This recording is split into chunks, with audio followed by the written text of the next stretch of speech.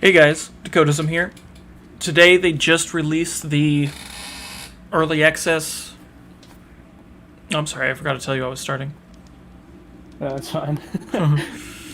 Uh, Today they just released the early access to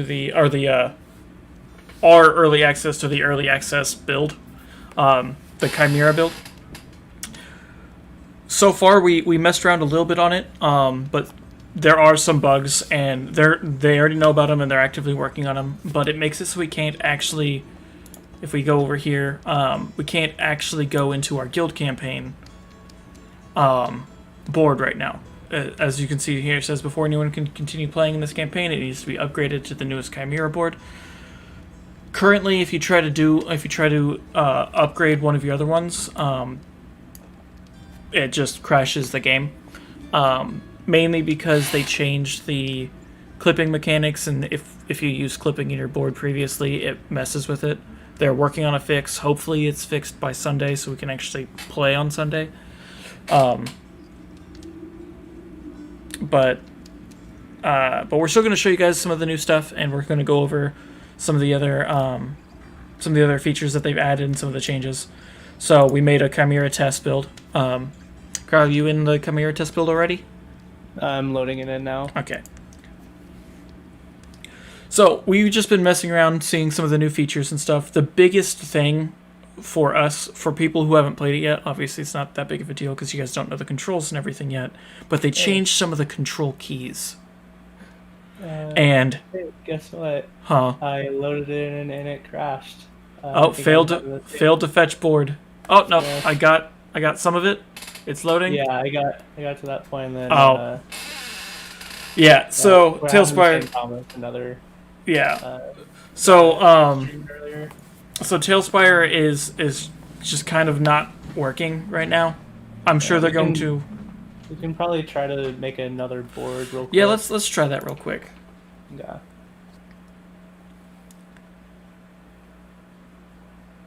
Just so we're not streaming and saying, "Hey, here's the new thing," and then not showing off anything. Yeah. So we're going to try to create a new board just to show you guys some of the new features and stuff. It's really nice because you're actually able to place props where you want them and do everything like that. Do you want me to make a new one? Sure. All right. Testing part 2. Let's see if it loads in. So far, so good. Generate invite code. And you should be able to generate it without showing it. Yeah, Or that's if what you I'm show it, doing. it doesn't really matter. It's a test board. There you go. Alright. So, if you guys have seen TaleSpire before, you probably already noticed that it looks a little bit different. The props and stuff all show up from the bottom now, and it's in a lot more user-friendly way. It tells you the sizes of the boards, which is really nice. And they have the creatures down here as well. Another thing that they added was the fact that you can make the things larger, so you can get a better view of what you're looking at. Or you can make them really small, so you can see more of it. Did you give me DM privileges? Oh, yeah. Players. GM mode, there you go. Sorry about that. Sweet. A couple other features that they changed was how they actually split up everything. The actual tile sets are pretty much the same. They've removed some things out of it just to make it so they're in the props and in the correct areas and everything. But if you go over to the creatures, which is where they changed a lot of the stuff as well as the props, they added in like dragon folks, which just shows the dragon folk instead of splitting into heroes and NPCs and things like that. They split them into races, which is really useful when you're trying to find specific things. Yeah. Instead of just scrolling through a big list of all of them, you can just be like, I'm looking for a halfling. Here's the list of halflings that are currently in the game, which is really nice. They also have like little tags, so if you're like looking for a commoner, they suggest this guy. Spellcasters, these ones. Warriors, these ones. So it's really, really useful in that aspect. just to quickly go into it and find what you're looking for. And then they did the same kind of thing for props. And this is where the biggest change comes in, is how the props work. Just to showcase how everything used to work, I'm going to go over here. I'm going to go to the taverns. I'm going to grab a wall. It rotates 90 degrees. You can now hold Alt to do rotates. So you can rotate it freely and go back, and it's so if you don't have to cycle through it every time, which is pretty nice. And then instead of just holding Shift to move up and down, you hold Control and you can freely move it up and down. Yeah, and along with the more freedom, when you're moving stuff up and down, it doesn't clip to a certain plane. If you're moving it up and down, you can just click and it stays right there. Yeah. I'm not sure if it works the same for walls. I think we figured out that the blocks are still... The blocks are still gridded. Mm-hmm. Another thing is, you can see when I move my mouse around, everything seems to like highlight. It's because if you wanted to move something, you can just click it and then move it. It's going to take some getting used to, because a lot of times we would click over here to move the mouse or to move the screen, but now we have to worry about picking pieces up if we're in build mode. Yeah. They're making it really really apparent when you're in build mode, because the characters are now like this, and I can't actually interact with that character while in build mode. So you really want to make sure you're swapping between build mode and the normal ones now. One thing that I didn't know that they were adding, Kyle, do you want to throw up a character real quick? Let me get one that makes a little bit more sense. Let's go. Let me throw up this guy. All right. So one, there's a chat now, and your character actually says it in a little chat bubble, which is pretty cool.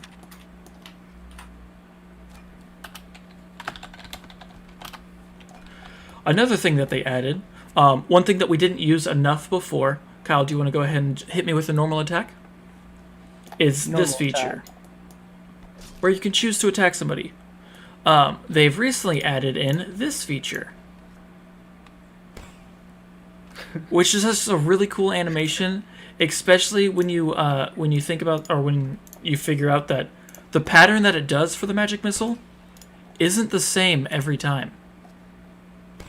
Yeah, and it's just really cool that they put variation for now fighters and spellcasters.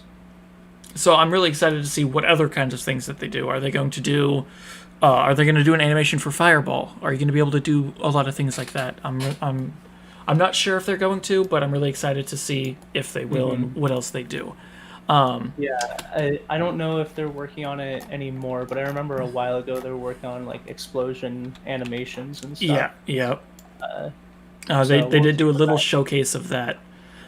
So just little things like that. The animation for that magic missile and the little sound effect is just really nice. Yeah.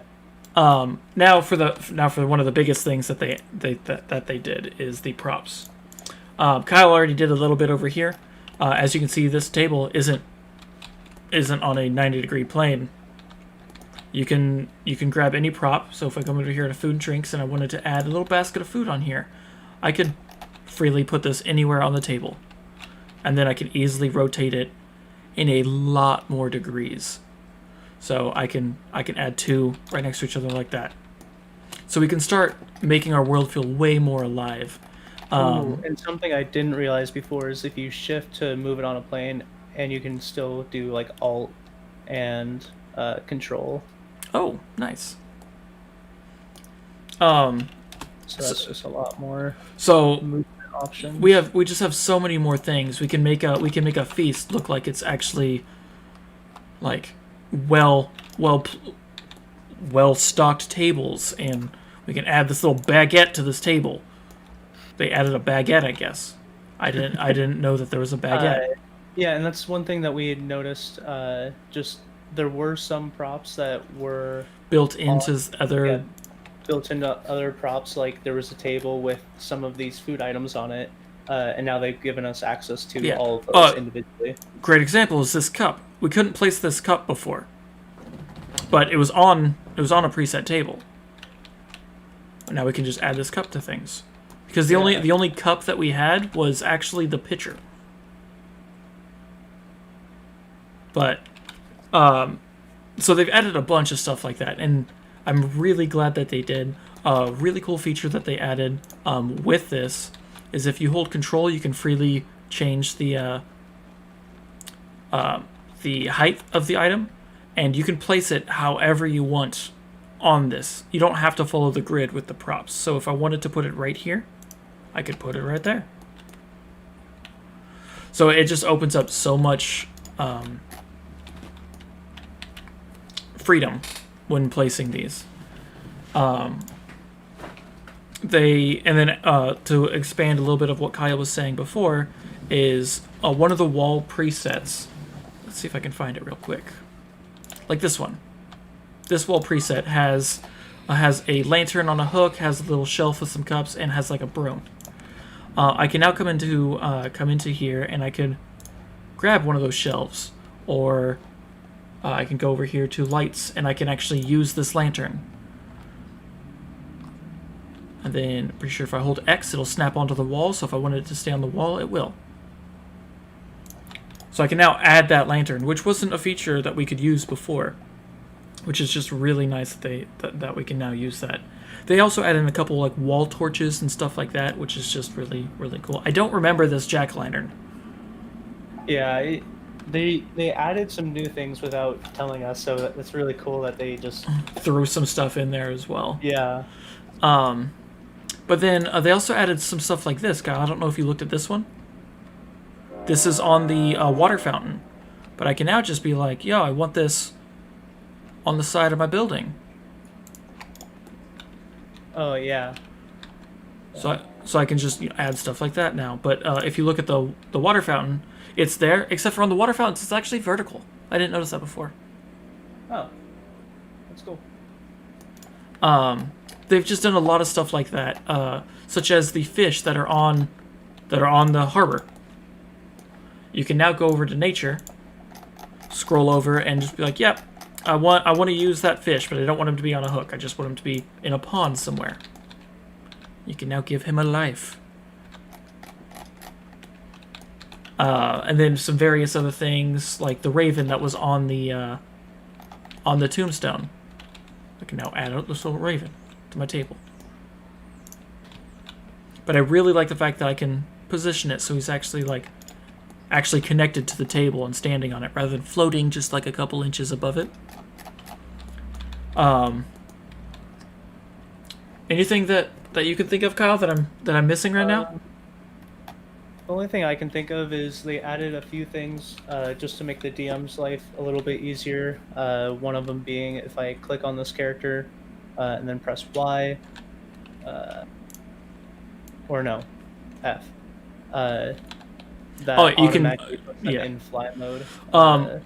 You're supposed to be able to automatically hide them as well, but that one doesn't seem to be working right now.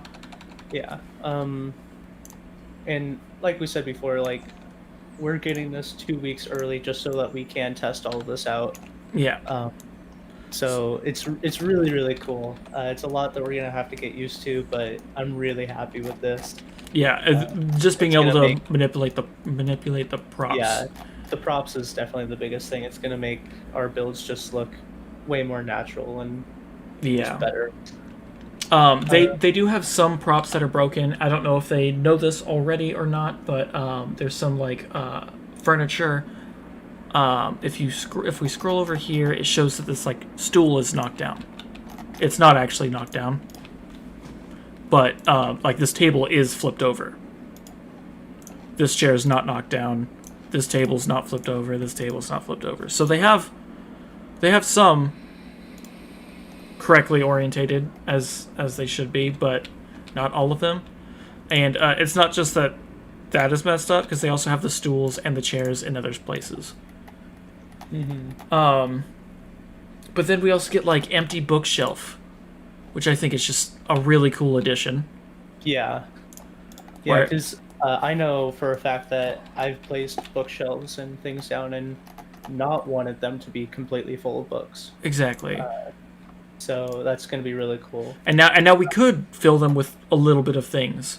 Yeah. How many books did they add? Any books? That's what I'm looking up now. It looks like they still just have the piles, yeah. but you can put with like the new clipping and stuff. Yeah, so I can come right here and I can go, you know what, right about there. I'm going to angle it so it's this way, and now drag that up. Move it in. Bam. And then I can put those right there. Bam. Bookshelf. Yeah. So that's awesome. So you just like this bookshelf didn't have a whole lot. He was just kind of like chilling. There's just one little book up there. Yeah, like the amount of freedom and creativity that we're going to be able to put into some of our builds and boards and stuff is going to be so much better. Another thing is the dice rolling. Like the history. Yeah, so you know that both Kyle and I chatted. We can now come up here and see what the chat said. It says who said it. It'll say it based off of your character's name, not the player.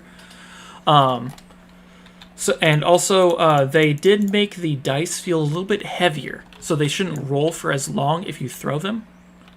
But then it makes it so, like, I rolled this. You can easily tell which dice you threw, what your numbers were, so you don't have to look through a tiny text box to try to find out what it is. Before it was just text, and it did say, like, someone rolled a D8, D20, this, yeah. a D, yeah. But you had to... Now it's showing the actual picture of the dice, and it's just very easy to tell, like, hey, you rolled a D10, and you were supposed to roll a D6 or whatever. Yeah. Another thing that they... I don't know if this was in the game previously or not, because we never really messed around with the photo mode. But you can go into photo mode and change a lot of things. But a couple really cool features about this is you can actually make it so you're looking up. So if you wanted to get some really cool shots, you can actually like come in and look at my character looking at him flying. Which is just, like, cool. So far, there's nothing more you can do with this besides just get a view. But it's still really cool that they're doing this. So I'm really hoping when they update the cutscene mode, where you can grab shots and build your own cutscene, that you can utilize that. Because if you could, those two things together, we can make little cutscenes, so when something happens, you can pull everybody's attention, players in the game included, and watch a little cutscene. Yeah, and that would be really cool to introduce a villain or something, and it really pulls the player's attention. Yeah, because we could, the DM could settle that up beforehand, so it takes the pictures, but the pictures still change based off of characters' positions and stuff. So if he sets it all up beforehand, when the characters walk through this door, I'm going to play this cutscene. Even though he set it up without the characters there, the characters will be in the cutscene. Based off of where they're at, what direction they're looking, if their torch is on. It'll take all those into effect and it'll just move the camera to those positions. If you can utilize that with the photo mode, I think that would be really cool. Mm-hmm. A couple more things that they've added to this is just since a lot of people are going to be now starting playing this game, they added a tutorial on the top left right under boards, and it'll just tell you the basic movement, creature controls, building, playing, GM tools, GM overlay, and then a couple other things. Where is that? Along with like boards, there's tutorials and then like campaign board settings. I didn't even know that. Yeah, so it's just cool that. Oh, and it has videos. Yeah, and it'll give you a short video and try to give you some controls of what does what. That's really and cool. Like it says, tutorials are not final. This is brand new and they're just starting out. So, but I think that's a really cool addition. Yeah. Let's see. They made all the not all the keys, but they started adding key mapping, so you can start mapping it to your own buttons. Mm-hmm. Which and something huge that I forgot to mention as well is board copying. Oh yes. before, when you wanted to copy something, you had a limited area that you could copy. Anything that fit within the selection box, which was Mhm. from the edge of what we've built. Yeah, it's a pretty large area where you could copy buildings and structures and things like that, but it was a little small to copy entire boards. So when people would post their boards online or something, they would either have to make a smaller board or post it in sections, which would make it kind of weird to paste in. Especially if they have any clipping things and stuff like that, where but now they just let you copy the entire we can come board. up here, we can go to publish copy, and you have to be the creator of that campaign to be able to publish copy. But you go to the board section, you'd go over here, publish copy of current board, and it would copy this board. And then you would just paste that into any web browser, and it will transfer it to your current campaign. Yeah, so I haven't played around with it, but I do think you have to have TaleSpire open, and then you paste it into a web browser, and then it says, "Do you want to copy this to this board?" Yeah, or whatever. So I'll do it real quick. I'll take a copy of this, copy that. If I come over here and I paste this and I press enter, it'll say a website wants to open this application. Open TaleSpire, and then this comes up in TaleSpire. Would you like to import the board into your campaign? If you say yes, and then you go back over to boards, I now have a copy of it. So, say somebody has a map that you're like, oh, that is really cool, and then they're willing to give other people access to it. They can publish that board, and anybody who has TaleSpire can just copy that link and load that board into their game. So if somebody builds a really cool map, they can just be like, hey, here's this map. If anybody else wants to play it, here you go. Yeah. So super exciting stuff. I'm really excited to see if I've missed anything or just getting into updating my own boards. Is there anything else that you can think of? I can't. Not that I have found so far. We haven't actually played with it yet, so I don't know if anything has changed on that side of things. Mm-hmm. But yeah. So then, if there's nothing else, they did say that they're gonna do a couple things in the next few weeks. They're obviously first and foremost trying to fix all the bugs that they've been finding. They have ensured everybody that they know about the bug, they're actively working on it, and our boards are not lost currently. Mm-hmm. Also, I noticed that there's no... It starts off as default for no music. Yeah. That's I just noticed that. I'm like, why is it so quiet? Yeah. I normally like adding music and stuff to all my boards. Even if it's just quiet in the background. There we go. Mm-hmm. Give us some TaleSpire sounds. But the things that they have said that they're going to do in the next few weeks is they want to add party line of sight, which would be really cool. Experimental fog of war. They want to push out those final tutorials. Like I said, those tutorials that they have right now are they're just testing them out to see if they actually do help. And then they want a final help bar. So just some final tweaking, and then also that line of sight in Fog of War is going to be huge. I don't know how much they've updated or given information about the water update. Yeah, I haven't heard much of that for a while. For whatever reason, me clicking once moves my screen right now instead of double clicking. Yeah, I noticed that too. Earlier today we were testing this out, and I needed to click twice, but now it's only once. I think I'm just going to change it back to right click. Yeah, I have it as right click.